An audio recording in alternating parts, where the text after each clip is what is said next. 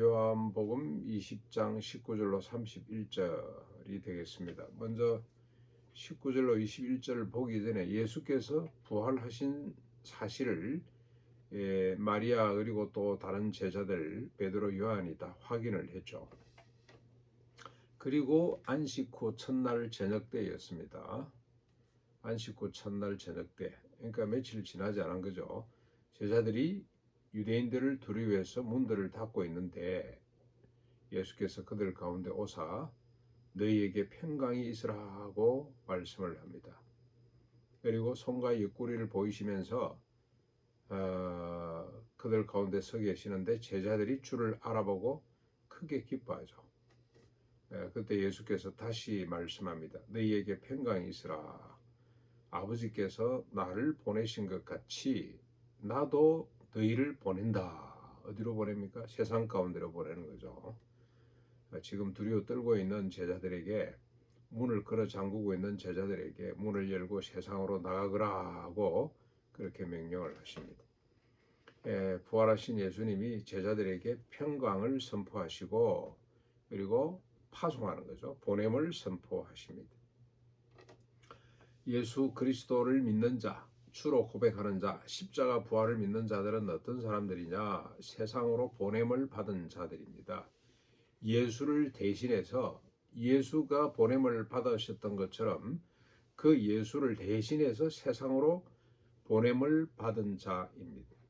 예수님이 1차 보냄을 받은 자, 우리는 2차 보냄을 받은 자라고 할 수가 있습니다.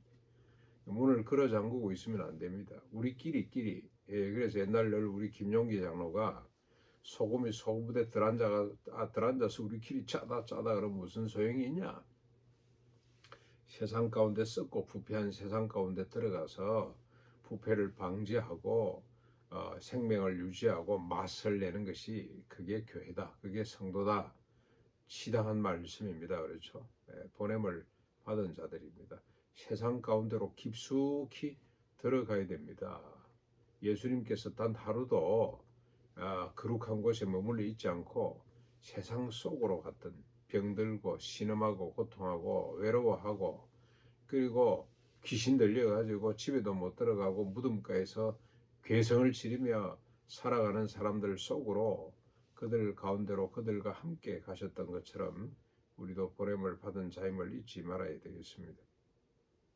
22절 23절 이 말씀을 하시고 그들을 향해서 숨을 내쉬면서 말합니다. 성령을 받아라. 그리고 또 무슨 말씀을 합니까? 너희가 누구의 죄든지 사하면 사해질 것이요 누구의 죄든지 그대로 두면 그대로 있으리라. 우리가 누가복음에 보면 예수님이 이제 올라가 성천하시고 그 다음에 이제 성령님을 보내신 것으로 되어 있는데 예수님은 미리 말씀하는 거죠. 성령을 받으라. 예수님은 제자들에게 세상으로 가라고 하는 명령만 주신 분이 아니고 성령도 주시는 분입니다. 주님이 나중에 성천하셔서 내가 성령을 보내주겠다고 말씀하시잖아요. 그래서 너희들이 세상 끝까지 내 증인이 되거라고 말씀을 하셨는데 오늘은 미리 땡겨서 주님이 하신 말씀이라 그렇게 이해하시면 되겠습니다. 사명을 주실 뿐만이 아니라 성령까지 부어주시는 거죠. 그리고 제자들은 이 사명을 받고 세상으로 성령 충만해서 나가서 뭘 합니까? 예수님을 대신해서 사람들의 죄 사함을 선포하는 자들입니다. 누구의 죄든지 사했다고 하면 사하면 사해질 것이고 그대로 두면 있을 것이다 라고 했죠. 죄 사하는 권세를 위임해 주신 거죠. 그런데 우리가 죄 사하는 권세가 있는 것이 아니고 이 로마 캐톨릭 교는 이걸 그대로 해석을 해서 이 교황이 사면할 수 있는 권한이 있죠. 그 다음에 또 신부들이 속죄할 수 있는 권한을 갖습니다만 오늘 정확한 뜻은 주님을 대신해서 죄 사함을 확정시키는 권위가 우리에게 주어지는 겁니다.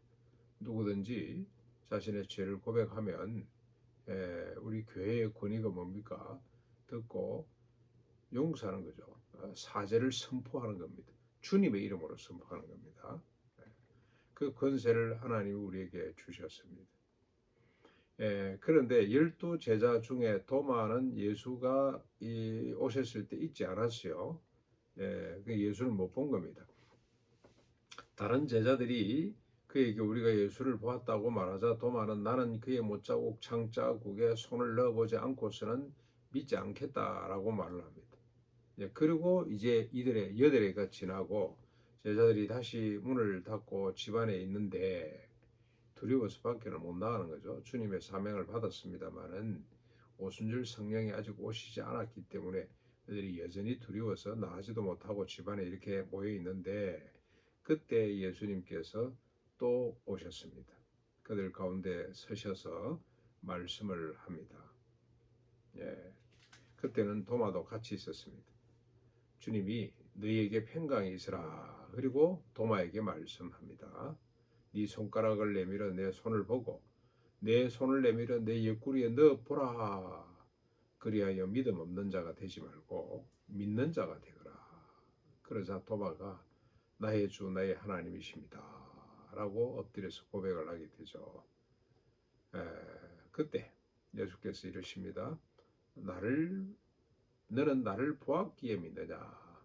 보지 못하고 믿는 자들이 복이 있다고 말씀을 합니다. 보지 않고 믿는 자가 복이죠. 믿음의 실체는 이렇습니다. 여러분 저 히브리서 11장 1절 믿음장이라고 그러죠. 거기 보면 믿음을 정의하는데 믿음은 바라는 것들의 실상이요 보지 못한 것들의 증거라. 하나님의 약속이 근거가 돼서 우리가 그대로 믿는 겁니다. 그렇죠? 그게 믿음이에요.